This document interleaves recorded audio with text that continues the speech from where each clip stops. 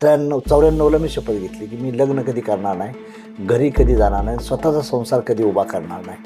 ही 1994 साली मी शपथ घेतली आणि त्याच्यावरूनच मी चालू केलं की पायात चप्पल न घालणं, डोक्याला कंगवा न लावणं. पक्ष स्वतःचा स्थापन करावा असं का वाटलं?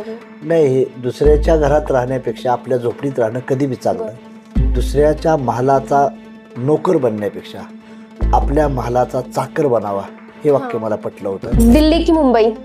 दिल्ली. शरदचंद्र पवार साहेब की नरेंद्र मोदी? नाही, that is called Narendra Modi. मला नुसतं मिनिस्टर बनायचं नाही तर हिस्ट्री मेकर सुद्धा बनायचं आहे. हिस्ट्री कधी घडली जाते? ज्यावेळेस आम्ही दुसऱ्याच्या हितासाठी दुसऱ्याच्यासाठी कामाला येतो त्यावेळेस हिस्ट्री बनली जाते. नमस्कार, मी अंकिता. ग्रोमोशनचा उत्सव लोकशाहीचा या मराठी पॉडकास्ट सिरीजमध्ये आपल्या सगळ्यांचं सहर्ष स्वागत. जगात जर्मनी आणि भारतात परभणी अशी मराठवाड्याच्या परभणीची ओळख आहे. परभणी मतदारसंघ हा शिवसेनेचा बालेकिल्ला म्हणून ओळखला जातो, कारण एकदा अपवाद वगळता इथे कायम शिवसेनेची सत्ता चालत आलेली आहे. आता या बालेकिल्ल्याला सुरंग लावण्यासाठी महाविकास आघाडीच्या विरोधात महायुतीने महादेव जानकर यांसारखा तगडा उमेदवार उभा करून या निवडणुकीला रंगत आणलेली आहे. आपल्या सोबत माननीय श्री महादेव जानकर आपल्या इथे उपस्थित आहेत. नमस्कार सर, ग्रोमोशन मध्ये आपलं सहर्ष स्वागत आहे. नमस्कार, मी महादेव जगन्नाथ जानकर. माझं निशाणी चिन्ह शिट्टी आहे. मी परभणी लोकसभेचा महायुतीचा उमेदवार आहे. अच्छा, राजकारणाची आवड तुम्हाला कॉलेजपासूनच आहे, तुम्ही कॉलेजपासूनच राजकारणात सहभाग घेतला, पण त्याच्या आधी तुमचं बालपण कसं गेलं, शालेय जीवन कसं गेलं, तेव्हा तुम्हाला असं माहिती होतं की आपण पुढे जाऊन राजकारणात प्रवेश करणार आहोत? नाही, माझा लहानपण एकदम म्हणजे गरीब शेतकऱ्याच्या घरी गेलं. माझा जन्म बी रानातच झालेला आहे. त्यामुळे शेती करणं, पशुपालन करणं ह्यातच माझ्या आईवडिलाचं हे होतं.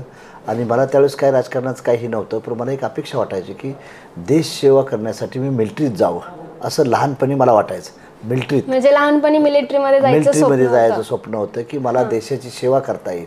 कारण माझे मामा वगैरे मिलिटरीत असल्यामुळं मला ते फार वाटायचं की सातारचे लोक जास्त करून मिलिटरीमध्ये असतात. आणि मी मिलिटरीच्या बद्दल मला जाण्याचा जास्त हे होता. राजकारण वगैरे काही नव्हतं, पण ॲक्सिडेंटली नंतर अकस्मातीत मला ह्यात फील्डमध्ये यावं लागलं. म्हणजे कधी अशी समाजकारणाची आणि राजकारणाची आवड तुम्हाला निर्माण झाली? नंतर मी ज्यावेळेस आम्ही 10वीला असताना छत्रपती शिवाजी महाराजांची जयंती काढली, नंतर आंबेडकरांची जयंती काढली, नंतर अहिल्याबाई होळकरांची जयंती काढली. त्या माध्यमातून थोडा सामाजिक वसा मिळत गेल्यानंतर मी शिवाजी महाराजांचं वाङ्मय वाचलं, बाबासाहेबांचं वाचलं, महात्मा लहानपणापासूनच थोडंसं वाचण्याची आवड होती. त्या माध्यमातून थोडंसं मी ह्या सोशल ॲक्टिव्हिटीत आलो. आणि मग आता सुरुवातीला कोणत्या राजकीय पक्षांशी तुमची जवळीक आली? माझं पहिलं बहुजन समाज पक्षाची पहिलं जवळीक आली कांशीरामजी बरोबर. आणि नंतर मग मी स्वतःचाच पक्ष काढला. त्याच्या अगोदर मी सामाजिक संघटन चालवत होतं, यशवंतराव होळकरांच्या नावाचं.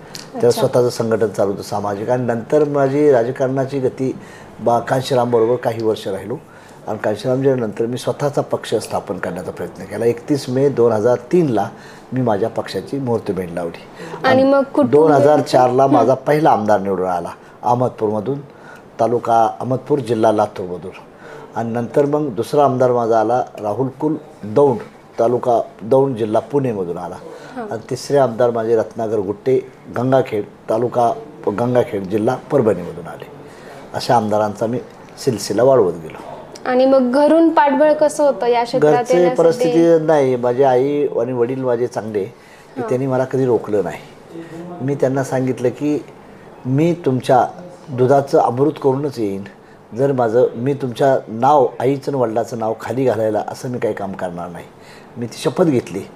मी यशवंतशिनीच्या वेळेस जवळजवळ मला वाटते 94ला मी शपथ घेतली की मी लग्न कधी करणार नाही, घरी कधी जाणार नाही, स्वतःचा संसार कधी उभा करणार नाही. ही 1994 साली मी शपथ घेतली. आणि त्याच्यावरूनच मी चालू केलं की पायात चप्पल न घालणं, डोक्याला कंगवा न लावणं. म्हणजे मी माझं स्वतःचं सॅक्रिफिकेशन सादर राहणं. मला कसं होतं, मी माझ्या शरीरावर कंट्रोल करू शकतो का? शरीरावर कंट्रोल केला होतं, जगावर कंट्रोल करता येतं. ह्या भूमिकेतून मी स्वतःच प्रॅक्टिकल करत राहिलो. आणि तिथून एक स्वतःचं त्यावेळेस मी मनाची खूणगाठ वाटली की एक स्वतःची पॉलिटिकल पार्टी मला बनवायची आहे. आणि मला त्या पार्टीतूनच आमदार खासदार बनवायचं आहे. मला सहारा कोणाचाही घेईन, पण पार्टीतून कोणाच्या होणार नाही. मी माझंच घर बनवेन, छोटी का झोपडी असं ना, पण माझं तिथं मी ठरवलं. आणि त्या माध्यमातून मी 1994 तर सामाजिक संघटन केलं. 2023ला पक्षाची मूर्ती भेट लावली आणि आजपर्यंत मी तेवढ ठेवलेले आहे. आता जवळजवळ 17 राज्यामध्ये मला पक्षाचं संघटन आहे आणि 27 राज्यामध्ये थोड्या अधिक प्रमाणात तिथं संघटन चालू आहे. आज मला महाराष्ट्र, कर्नाटक, गुजरात आणि उत्तर प्रदेश 4 राज्यात माझ्या पक्षाला टेक्निकल मान्यतासुद्धा मिळालेली आहे. मग आता तुम्ही म्हणालात की तुम्ही लग्न करणार नाही अशी शपथ घेतली, मग परत कधी विचार मनात असा आलाच नाही? कधीही नाही. प्रायव्हेट त्याच्याबद्दल नाही. आणि मग आता राष्ट्रीय समाज पक्षाची जबाबदारी कोणावर सोपवणार? म्हणजे त्याचं सोपवणार नाही. मी घराणेशाहीच्या विरोधात आहे. हां, म्हणजे तेच लॉंग रूटला घराणेशाहीत असं नाही. जर म्हणजे येणारा जो कोणी असेल सक्षम असेल, त्यात मुलगा असेल, मुलगी असेल, सक्षम असेल, पक्षाची धुवा सोडण्याची कुवत असेल, त्याच्या गळ्यात ते म्हणजे असं पॉलिटिकल बॅकग्राऊंड बघूनच दिला असं काही नाही? प्रॉब्लेम नाही. जो तो डेडिकेटेड किती आहे, पक्षाशी एकनिष्ठ किती आहे, आपल्या पक्षाशी किती हे आहे, या साऱ्या गोष्टीचा विचार करून शेवटच्या वेळेस हे केलं जाईल. कारण माझाच पाहिजे, घरातलाच पाहिजे असं काही नाही. सर्व कुठलाही असेल, तामिळनाडूचा असू शकतो, कर्नाटकातला असू शकतो, माझ्यानंतरचा. आणि मी ज्यावेळेस मिनिस्टर होतो तेव्हा राजीनामा दिला मी पक्षाचा, तेव्हा माझ्या पक्षाचे अध्यक्ष कर्नाटकातले होते, यश लाक्कीसागर साहेब. तसं काही नाही. कास्ट, रिलिजियस किंवा स्टेटचं बॅरियर नाही. माझ्यानंतर कुणीही पक्षाचा मालक होऊ शकतो, म्हणजे पक्षाचा अध्यक्ष होऊ शकतो. असं कोणतं यश आहे किंवा एखादी घटना की त्याच्यामुळे तुम्हाला सुरुवातीला पहिल्यांदा नाही का सगळीकडे राज्यभर ओळख भेटली? मी काय केलं की मी पहिल्या झुटला 31 मेला चौंडीला अहिल्याबाई होळकरची जयंती प्रथम मी चालू केली. म्हणजे आदरणीय आमचे शेंडगे बापू डांगे साहेब असतील, त्यांनी जयंती पुण्यतिथी करायची, मी जयंती चालू केली. आणि तिथं मी 100 माणसावरून 5 लाखापर्यंत रॅली घेतली. तिथं लोकांचाच पैसा, लोकांच्याच गाड्या, लोकांचीच साधनं, आणि ती मी एक सेंटर बनवलं. चौंडी तालुका, जामखेड जिल्हा, अहमदनगर, अहिल्या होळकरचं जन्मगाव. आणि तिथूनच मी समतामूलक समाजाची स्थापना केली. अहिल्या होळकरचं राज्य आदर्श राज्य निर्माण व्हावं आणि देश लेवलला कसं राज्य करता येईल अशा हेतून माझ्या तिथलं ही वाढत गेलं. मी तिथं मंत्री, मुख्यमंत्री भुजबळसाहेब असतील, मुंडे साहेब असतील, नंतर मोठमोठी लोकं तिथं आणण्याचा प्रयत्न केला आणि त्या सेंटरचं वाढवलं. तिथून ते वाढत गेल्यानंतर मी म्हटलं की अहिल्याबाईला आपण नुसत्या गावात ठेवण्यापेक्षा मुंबईच्या राजधानीत द्या म्हणून मुंबईला मी जयंती चालू केली. नंतर मी दिल्लीला आता चालू केली मंत्री झाल्यावर. त्यामुळं तिच्या माध्यमातून एक थोडंसं मला ग्लोरिफिकेशन मिळण्याचा प्रयत्न झाला. कोणत्या पदावर गेल्यावर किंवा असं कोणतं एखादं काम केल्यावर तुम्हाला असं म्हणता येईल की नाही का मी आता राजकारणात येऊन समाधानी झालोय? अजून लास्ट समाधान झालं नाही. या देशाचा मुख्य आम्हाला बनायचा आहे. मी अजून लास्ट नाही, अजून छोट्याशा कर्वावर आलेलो आहे.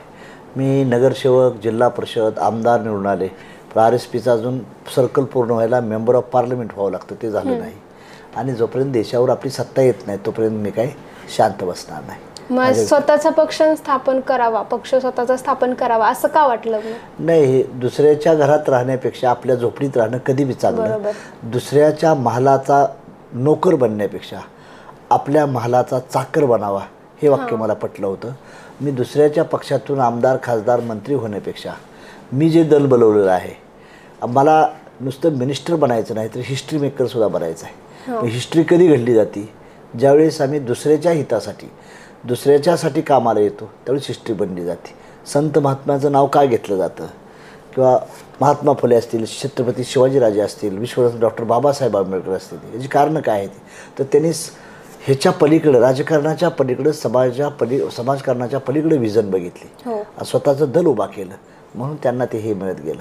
आपण एखाद्या पक्षातून आमदार, मंत्री होतो, कोणाला माहीत होत नाही.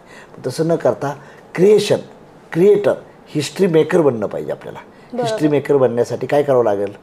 मी दुसऱ्याच्या पक्षातून खासदार, आमदार झालो, मंत्री झालो तर त्यात काही नाही. मी माझ्या ह्याच्यात वर्तुत्वाखाली माझा फोटो लावून आमदार, खासदार व्हावं ही माझी तमन्ना आहे. आणि त्यातून उपेक्षित लोकाला अपेक्षित ठिकाणी घेऊन जाता यावं, उपेक्षित लोकांना अपेक्षित ठिकाणी घेऊन जाता यावं म्हणून हे दल बनवलं आहे मी. मग आता तरुणांनी या राजकारणात सहभाग घ्यावा का? मग आता तरुणांसाठी नक्की काय करिअर असेल राजकारणात? तरी तरुणांना ठरवलं पाहिजे, हिरो बनायचं आहे का, नेता बनायचा आहे का, अभिनेता बनायचा आहे, हे तरुणांनी पहिले डिसाईड केलं पाहिजे. तुम्हाला पत्रकार बनायचं आहे का जाहिरातदार बनायचं आहे ते ठरलं पाहिजे. तरुणांना मी एवढं सांगेन की पॉलिटिक्स फील्ड ही करिअर आहे. पॉलिटिक्सला निगेटिव्हिटी जास्त दिलेली आहे की जनता काय म्हणते. आपल्या आईला विचारलं तर म्हणा नाही मुलगांना डॉक्टर, इंजिनियर, वकील व्हावं. पण एखादी आई म्हणत नाही की माझ्या मुलांना नगरसेवक व्हावं, आमदार व्हावं, जिल्हा परिषद व्हावं. का? तर ती मानसिकता आहे. राजकारण फील्डला बदनाम करण्यात आलं आहे. तर राजकारणात तरुणाने आलं तर फार चांगलं आहे. शिवाजी महाराज राजा होते म्हणून जयंती करतोय. बाबासाहेब आंबेडकर मिनिस्टर होऊन घटना बनवली म्हणून आपण त्यांची जयंती करतोय. तर आपण लोकांनी देखील राजा बनण्याचं स्वप्न का बाळगू नये, त्या दृष्टीने गेलं पाहिजे. आता सर्वच खासदार आमदार मंत्री होतील असं नाही म्हणायचं, पण अपेक्षा ठेवली पाहिजे. तरुण काय करतो, तरुण म्हणतो अरे पॉलिटिक्स डर्टी आहे. डर्टी नाही, फार चांगला आहे, पण त्यात ते आलं पाहिजे लोकांनी, तरुणांनी तरुणींनी, वेल क्वालिफाईड लोकांनी यावं. जे IAS आहेत, IPS आहे, डॉक्टर आहेत, इंजिनियर आहे, पोस्ट ग्रॅज्युएट आहे, वकील आहेत, या लोकांनी देखील एंट्री केली पाहिजे पॉलिटिक्समध्ये. मग आता राष्ट्रीय समाज पक्षाने परभणीसाठी काय केलंय? परभणीची लोक कोणत्या बेसिसवर तुम्हाला मतं देणार आहेत? परभणीच्या म्हणजे आता मी मिनिस्टर होतो, आमदार होतो, तर माझा फंड मी परभणीत लावलेला आहे. आमदार फंड लावलेला आहे. माझा आमदार आहे, त्याने एक गंगाखेडचं मॉडेलसुद्धा चांगलं बनवलेलं आहे. आणि परभणीचं माझं आजचं नाही तर 30-40 वर्षापासून संबंध आहे. मी बहुतांशी परभणी मतदारसंघातल्या गावात मुक्काम केलेला आहे, चालत फिरलेलो आहे मी. आणि यशवंत सेनेच्या माध्यमातून, सामाजिक संघटनेच्या माध्यमातून भरपूर आम्ही काम केलेलं आहे. नंतर बरेचसे मेळावेसुद्धा घेतलेले आहेत. आणि परभणीच्या लोकांना म्हणजे मी देशाचा एका पक्षाचा अध्यक्ष आहे ना, कुठल्याही देशातून कुठल्याही ठिकाणून कुठल्याही पार्लमेंटरी सीटवर उभा राहू शकतो, नैतिक माझा अधिकार आहे. त्यामुळं परभणी आणि परभणीचा विकास नाही, तर परभणीला नेतृत्व ठीक नाही, म्हणून त्या दृष्टीने देण्याचा मी प्रयत्न करून या जनतेची सेवा करण्यासाठी, मी आशीर्वाद मागण्यासाठी परभणी लोकसभा निवडलेली आहे.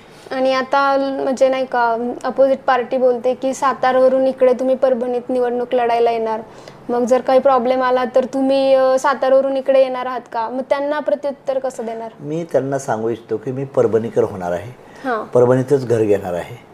मी ज्यावेळेस पार्लमेंटमध्ये माझं सेशन असेल तेवढाच वेळ माझा तिथं जाईल, अदरवाईज माझा बहुतांशी वेळ हा परभणी शहरात जाईल, म्हणजे परभणी लोकसभेत जाईल. आणि मी लोकांचं कुठलंही काम अडून देणार नाही, त्या दृष्टीने मी तत्परतेनं काम करीन. मला परभणीलाच स्थायिक व्हायचं आहे, त्या दृष्टीने मी रेसिडेन्शियल घर घेतोय. आणि आता एक महत्त्वाचा प्रश्न की शेवटपर्यंत पवार साहेब आणि महाविकास आघाडीकडून बोलणी चालू असताना तुम्ही महायुतीकडून हे केलं, महायुतीसोबत जायचा निर्णय घेतलात, तर मग त्याच्याविषयी काय? पवार साहेबांच्याबद्दल मला नितांत आदर आहे, शरद पवारांच्याबद्दल. परंतु पवार साहेब एक जागा देतो म्हणली होती माड्याची. मी महाविकास आघाडीला 3 जागा मागितल्या होत्या. एक उद्धव साहेबाच्या शिवसेनेने द्यावी, आणि एक काँग्रेस राहुल गांधीच्या काँग्रेसने एक द्यावी, आणि शरद पवार साहेबांनी एक द्यावी. तर त्या दोघांचं मला उत्तर आजपर्यंत आलं नाही. पहिलं उत्तर फक्त पवार साहेबांनी सांगितलं काय मी माडा जानकर साहेब आमच्यावर आले तर त्यांना सोडू शकतो. That is the primary discussion होतं आमचं, प्रायमरी चर्चा होती. पवार साहेबांना मी म्हटलं की मला तुम्ही माडा देताय, मग मी राष्ट्रवादीवरच अलायन्स करीन, फक्त काँग्रेस किंवा शिवसेना उद्धव साहेबावर नाही. ते म्हणले तसं नाही करता येणार, आपल्याला अलायन्स म्हणून महाविकास आघाडीच करावं लागेल. मग त्या उद्धव साहेबांना आम्ही सांगितलं तर परभणी द्या. ते म्हणले माझा सिटिंग खासदार आहे, त्यामुळे मी काय देऊ शकत नाही. काँग्रेसवाल्याला म्हणलं मला एखादी सीट द्या कुठली तरी, काँग्रेसवाले म्हणले आम्हाला जागा कमी मिळतात, म्हणून ती सीट शेअरिंगमध्ये आमचं जमलं नाही, म्हणून आम्ही हा निर्णय घेतलेला आहे. अच्छा. आणि आता जर परभणीमध्ये निवडून जर आलात तर मग पुढचं परभणीसाठीचं विजन काय असणार आहे तुमचं? परभणीचा शेतकरी सुजलाम सुफलाम झाला पाहिजे, इथल्या युवकांना काम मिळालं पाहिजे, आणि इथल्या जनतेचे, महिला असतील, युवती असतील, युवक असतील, यांना त्यांच्या हाताला काम देण्याची भूमिका करीन. मी परभणीसाठी स्पेशल मेडिकल हब आणायचा माझा प्लॅन चाललेला आहे. इंजिनिअरिंग कॉलेज मी आणण्याचा प्रयत्न करणार आहे. नंतर इथं रोजगाराच्या दृष्टीनं सिंचन 100% कसं होईल. ह्या परभणीला 5 नद्या वाहतात, एक एल्डरीसारखं धरण आहे, त्याचं एवढं जर युटिलायझेशन केलं त्या वॉटर रिसोर्सेसचं, आणि तिथली आमची जर शेतीला पाणी दिलं तर शेतीला मुबलक शेती तयार होईल, आणि त्यामुळे शेतकऱ्याला, आणि ह्यालाच ॲग्रीबेसिड मी इंडस्ट्री आणणार आहे. शेती पूरक उद्योग जर आपण आणलं तर इथल्या तरुणांना काम मिळेल. इन्व्हायरमेंटलच्या प्रॉब्लेममुळे जर एखादं पीक खराब निघालं तर त्याला हे आपण जे इंडस्ट्रियल सेक्टरमध्ये ॲग्रिकल्चर सेक्टरचा यूज करतो आहे, त्यातून त्याला 2 पैसे शेतकऱ्याला मिळतील, आणि त्या शेतकऱ्याच्या मुलामुलींचं शिक्षण, आरोग्य आणि लग्न, एज्युकेशन हे साऱ्या गोष्टी पूर्ण करण्यासाठी शेतकरी राजा आमचा सुखी आणि संपन्न होईल. महाराष्ट्रामध्ये परभणी जिल्ह्यामध्ये वसंतराव नाईक कृषी विद्यापीठ आहे. त्या विद्यापीठाची 7,000 एकर जमीन शिल्लक आहे. ती जर ॲग्रिगेटेड केली, तिला जर सिंचनाखाली आणली तर ती बागायत करून आम्ही काय करू शकतो, त्याचं सीड आणि फीड शेतकऱ्याला फ्रीमध्ये देऊ शकतो. त्या दृष्टीने आम्ही ते प्रयत्न करणार. मी इथं इनिगेशन सायंटिफिक रिसर्च करणारी एक लॅब डेव्हलप मला मोठ्या प्रमाणात करायची आहे की आमच्या इथल्या शेतकऱ्यांना कुठलं पीक लावलं पाहिजे, काय लावलं पाहिजे, त्याला काय पेस्टिसाईडचा मारा केला पाहिजे, ह्या साऱ्या गोष्टीचं संशोधन करण्यासाठी इथं संशोधन परिषद, शिक्षण आणि संशोधन ॲग्रिकल्चर डिपार्टमेंटमधली एक रिसर्च विंग आहे, तिला मी डेव्हलप करण्यासाठी मोठ्या प्रमाणात प्रयत्न करून इथल्या युवकांना, शेतकऱ्यांना न्याय कसा मिळेल. रेल्वे असल्यामुळं आमचा माल उत्तर भारतात किंवा साऊथमध्ये विकत जायला देखील आम्हाला संधी मिळेल, दळणवळणाच्या साधनामुळे चांगला होईल. आणि रेल्वेबद्दल मी स्ट्रेंथनिंग करणार आहे. रेल्वेची एखादी व्हॅगनची फॅक्टरी वगैरे काय काढता येते का, त्यासाठी देखील मी प्रयत्न करणार आहे. आणि विजेच्या दृष्टीनं 24 तास वीज शेतकऱ्याला मिळाली पाहिजे, 8 तास तर दिवसा लाईट आली पाहिजे. मग सोलरबद्दल आम्हाला हे पायलट प्रोजेक्ट इंडियाचा काय घेता येतो का, तो म्हणजे फ्रीमध्ये शेतकऱ्याला वीज मिळेल, त्यामुळे शेतकऱ्याचं उत्पादन वाढेल. आणि त्यामुळे गरीब आज जी पुण्या मुंबईला शेतकऱ्याची मुलं परभणीची बाहेर जगण्यासाठी जातात त्याला कुठंतरी बंदी मिळेल आणि इथंच त्या रोजगाराची संधी त्या मुलांना मिळेल. शिक्षणाच्या दृष्टीनं इथं ISIPX ट्रेनिंग सेंटर, एम्ससारखं एखादं सेंटर काढता येते का, त्या दृष्टीने मी प्रयत्न करणार आहे. आज एखादा पेशंट जर आजारी पडला तर त्याला हैदराबादला जावं लागतं एवढ्या लांबला, तर हैदराबादला न जाता तो माणसाचं माझ्या ट्रीटमेंट हिथंच कसं होईल, फ्री आणि एक्सलंट कसं मेडिकल ट्रीटमेंट मिळेल, या दृष्टीने देखील परभणीकरांच्या हे करू शकतो. इंडस्ट्रियलायझेशन नाही आहे इथं. मी टाटा बिर्लाला विनंती करू शकतो की बाबा आमच्या इथं एखादा उद्योग मोठा आणा आणि इथल्या तरुणांना काम देण्यासाठी भूमिका करा, अशा दृष्टीचं हे करण्याचा प्रयत्न करीन. असं रस्त्याची अवस्था फार बेकार आहे. एवढे म्हणजे रस्ते नाहीत पहिल्या सुटला. पाणी 15 दिवसातून एकदा परभणी शहराला येते, याला डेली पाणी, स्वच्छ आणि शुद्ध पाणी कसं मिळेल याचा मी प्रयत्न करणार आहे. मला जे शक्य होईल विकासाच्या मुद्द्याच्या दृष्टीनं, पाणी, लाईट, सिंचन, युवकांना रोजगार, ह्या दृष्टीनं मी प्रयत्न करण्याचा प्रयत्न करणार. म्हणजे भरपूर मोठं विजन आहे. तर मग आता परभणीकरांचा तुम्हाला रिस्पॉन्स कसा येतो, म्हणजे आपल्या पक्षाची किती पॉवर येते काय? अतिशय भाजपाचा पाठिंबा आहे, शिवसेनेचा आहे आणि राष्ट्रवादीचा आहे, RPIचा आहे, PRPचा आहे, रयत क्रांती संघटनेचा आहे. म्हणजे ह्या सर्व मनसेचा पाठिंबा आहे. या सर्व लोकांची ताकद थोडी थोडी मिळाली आणि माझ्या रासपाची ताकद आहे. त्यामुळे मी इथं विजय व्हायला मला काही अडचण नाही. 3 ते 3.5 लाख मतानं मला जनता परभणीची विजयी करण्यासाठी सक्षम आहे. तर सर आता आपण एक रॅपिड फायर घेणार आहोत. दिल्ली की मुंबई? दिल्ली. शरदचंद्र पवार साहेब की नरेंद्र मोदी? नाही, that is called Narendra Modi. आणि सक्रिय राजकारण की समाजकारण? सक्रिय राजकारणातून समाजकारण. ओके. राजकारण आधी का मग? पॉलिटिक्समुळेच चेंज होईल सारा. पॉलिटिक्स समाजकारण करून पण हे होत नाही, आधी राजकारणातच प्रवेश करावा लागतो, त्यानंतर समाजकारण. पॉलिटिक्स इज द मास्टर की which will open the all the doors. Satara की परभणी? आता सध्याला परभणीच नामाज. तर तुमच्या पक्षाचं चिन्ह काय? कारण सुरुवातीच तुम्ही शिट्टी वाजवून केलीत. महायुतीला मी परभणीकर मतदार बंधू आणि भगिनीला आपल्या चॅनलच्या माध्यमातून विनंती करतो की मला माझं चिन्ह 5 नंबरला आहे, निशाणी माझी शिट्टी आहे आणि महायुतीचा मी उमेदवार आहे. माझ्या शिट्टीच्या मतदान चिन्हापुढं मतदान करून मला लाखोच्या मतांना आपण विजयी करचाल असं मी आपलं आभार मानतो. धन्यवाद. आपल्या चॅनलचं देखील मी अभिनंदन करतो, आभार मानतो. आणि मतदानाची तारीख कधी आहे? मतदानाची तारीख आहे 26 एप्रिल दिवशी माझ्या शिट्टीच्या चिन्हापुढं बटन दाबून मला विजयी करावं आणि 4 जूनला माझा रिझल्ट आहे. त्यावेळेस गुलाल उधळण्यासाठी आपण जनतेने यावं. तर अशा पद्धतीने आज आपण महादेव जानकर यांच्यासोबत गप्पा मारलेल्या आहेत. तर आता बघूयात परभणीत मशाल पेटते की शिट्टी वाजते. आणि अशाच नवनवीन व्हिडिओसाठी ग्रो मोशन चॅनलला सबस्क्राईब करा आणि बेल आयकॉनला क्लिक करायला विसरू नका. हा व्हिडिओ आपल्याला कसा वाटला ते आम्हाला कमेंट बॉक्समध्ये कळवा आणि आपल्या मित्रांबरोबर शेअर करायला विसरू नका.